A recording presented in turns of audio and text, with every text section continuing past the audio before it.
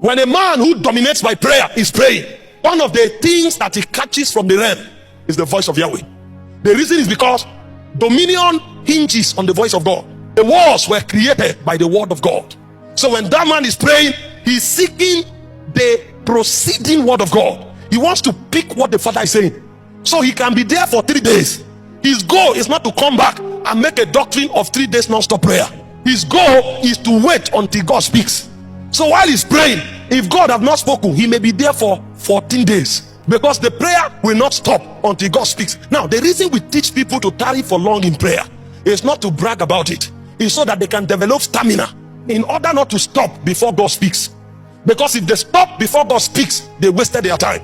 If you don't have stamina and you are praying with Elijah, after the third time you may go.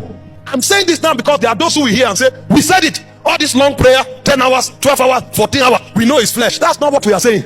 That training is necessary, because there are many times you want to create change that it will take 72 hours for God to speak. So if you have not trained yourself on 14 hours prayers non-stop, you will not be able to wait until the voice of God comes. And what will create the change is not the prayer.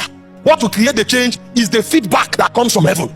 And so prayer is the way of creating that gangway for that voice to come, because the voice of God is upon many waters. The voice of God is full of majesty. The Bible said the voice of God thundered it. He divided the flames of fire. He said he discovered the forest. He causes the hind to calve.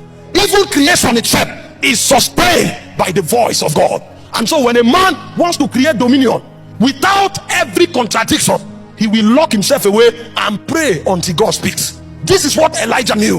He knew that the darkness on the territory, only a change that is supernatural can judge the heart of the king. So he showed up and said, before God whom I stand, there shall be no rain or dew except at my word. After he finished saying it, he knew that if God doesn't veto it, there is problem. So Elijah would have been on that mountain for 1 week. Hope you know, Moses was waiting for the voice of God, and he waited for 40 days and 40 nights. He didn't go there with the intention of beating 40 days and 40 nights. He went there to wait on the voice of God, and until God speaks, nothing changes. Because the way to engender dominion is when God begins to talk. If God is not speaking into your life, you'll be in trouble.